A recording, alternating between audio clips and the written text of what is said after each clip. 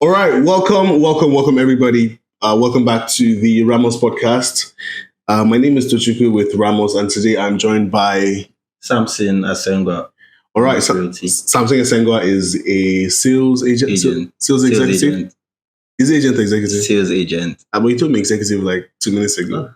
Sales agent. So, Samson Asenguah is a sales agent with us at Ramosoflagosrealty. One of the very best. Those that bought houses from him will attest to that.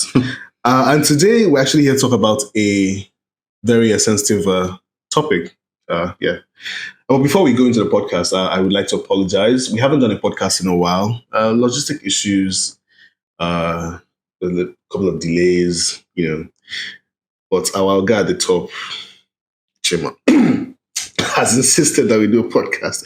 So here we are. And today we're talking about, of course, the prices of houses in Lagos. And this is coming off of a tweet. And I'm going to read the tweet out. It's by Ochina Nwata the First at Mr. Ochonogor. And he says, a cousin of mine bought a house for like $400,000 in a city near Washington, D.C. His house is just 15 minutes away from the White House. And someone wants me to buy a house in Lekki for 400 million naira. We play too much in this jungle. Right.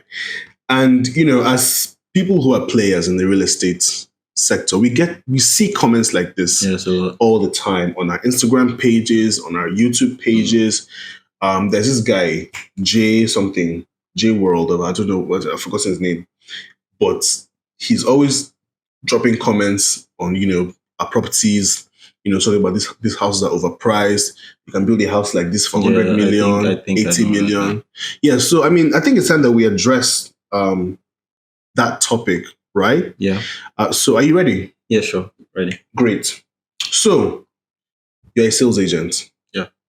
You come across houses, 4-bedroom houses in, say, Ikoyi, Chevron, whatever, on the island, and they are priced, I would say, exorbitantly. Like, the prices are mind-blowing. How do you relate that with the expectations of the client? Because don't you think like these houses are overpriced? Really, there are many reasons why houses have or why people say houses are overpriced. Do you not think these houses are overpriced? I don't really think so because. Okay. Yeah, I don't really think so because, developers actually go a long way to making sure that they give the best houses and at the same time make profits, definitely. So what I think is we all know that real estate land in Lagos appreciates like geometrically, like it flies like so much. Right. So why do you think land appreciates the way it does in Lagos? Lagos is a very commercial place, and everyone wants to move to Lagos. Right. Yes. So Lagos is one of the most populated states in Nigeria. So definitely that creates this demand. Right. Yes, creates this demand. And when there is so much demand for housing or a particular product, the price goes just up. Really goes up. Right. It flies up. So land is the first thing I believe adds to the prices of properties because if someone is buying a land 3 years ago and wanting to build now, he would not use that the same price of 3 years ago. He would use the current market. So essentially, yesterday's price is not today's price. Definitely. Yeah. So that adds to why prices of properties are actually that expensive.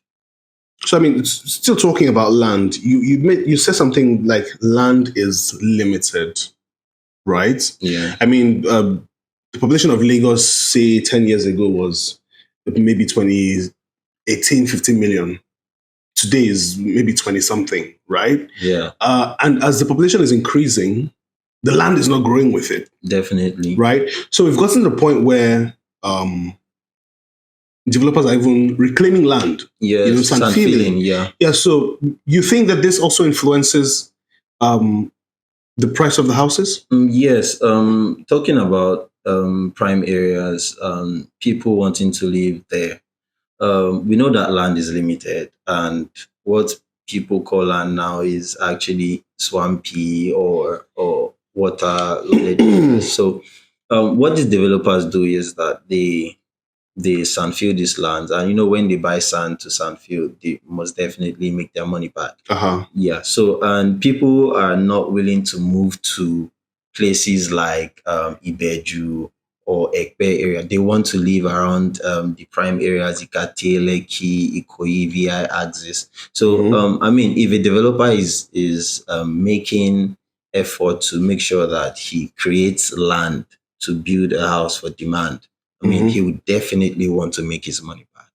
All right, all right. So I mean, so that's point number one. The price of land.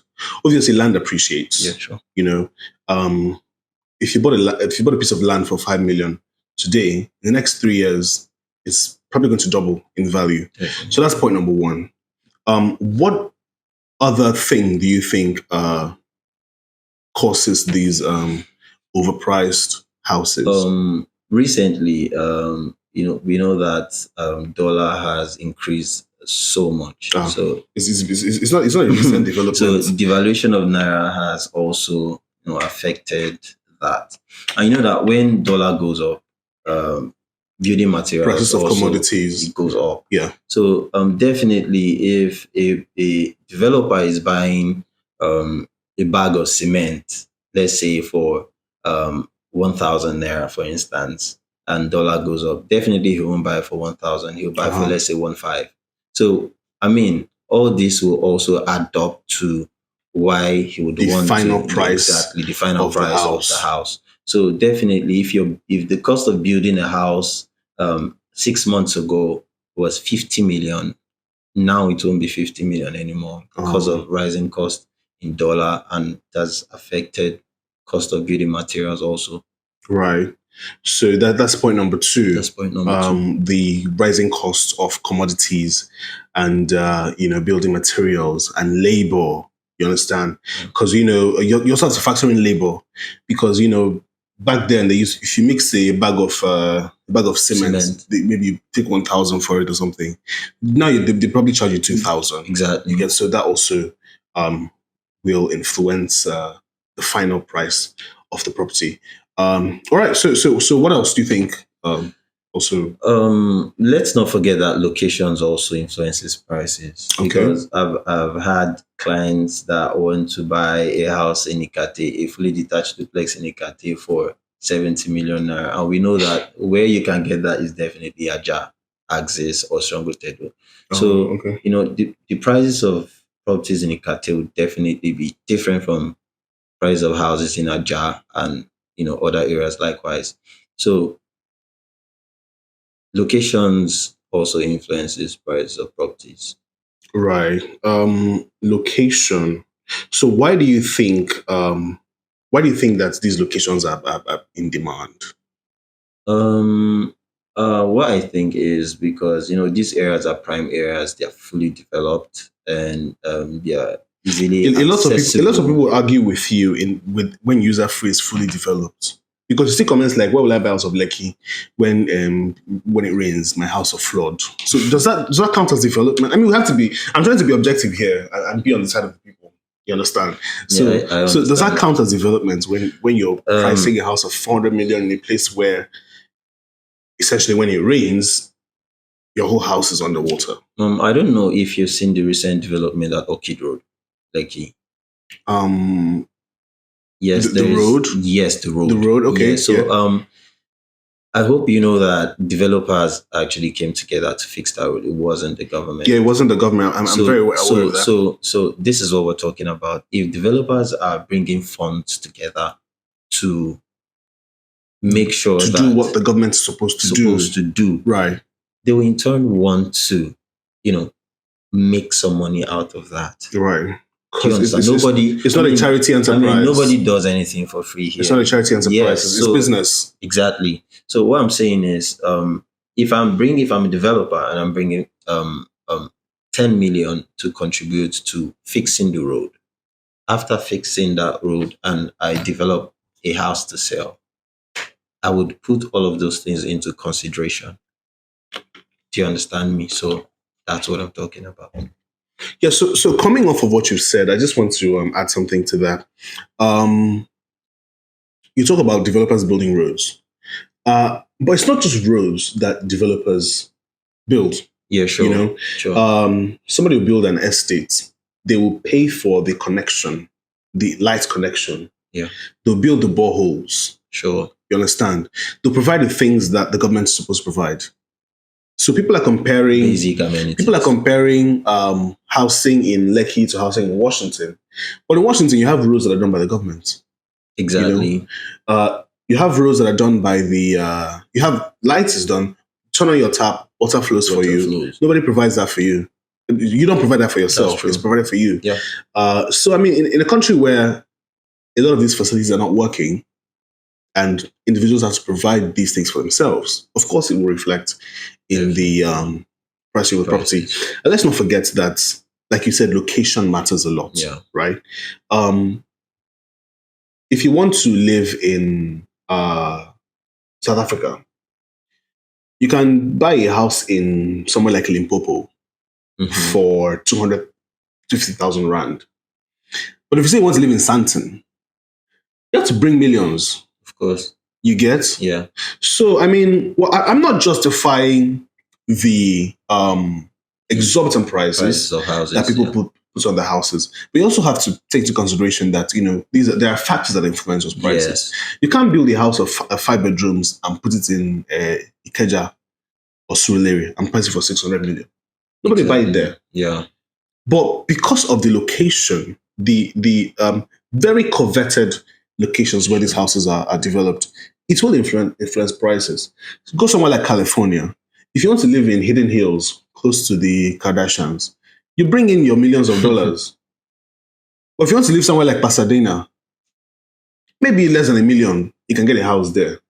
You get? Yeah. So it's all influenced by where you build. Location. Right? So, I mean, let's all take that into consideration. And then let's also remember that, Ramosoflagosrealty does not dictate price. Exactly. We have to put it out there. Yeah. Ramosoflagosrealty does not dictate price.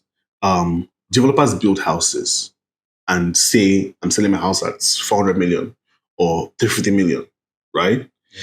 We come in and we talk to, I've actually been in conversations where agents are talking to developers like, what's the best price you can do for this property? Or a client comes in and says, I don't have 400 million, I have 350, I have 370. We try to intercede or act as intermediaries to try to bring those prices down. Yeah, that's it. So, many people always feel that we load these prices, or we already have added our profits and all of that, the agency and all of that prices. So it doesn't work that way. What we do is, if we have clients that are interested in properties, we link them up to these developers. We can schedule a conference call. Okay, let's speak to the developer. Tell them what you're willing to offer. We would be willing to get you the best offer on that houses. So I mean, that's how it works. All right. So I mean, thank you, Samson. This has been a very insightful conversation. I can't wait to have you back on the podcast talking about something else. But hey, this brings us to the end of the podcast. It's been a very interesting topic. I can't wait to hear your feedback, hear your comments, tell us what you think about this conversation. And while you're there, please don't forget to subscribe to our YouTube channel. Click the little bell icon to be notified every time that we make a new video. Follow us on Instagram at Ramosoflagosrealty. And if you are interested in buying a property anywhere, we will help you get the best price. My name is Tochukwu, and until we bring you another podcast, cheers.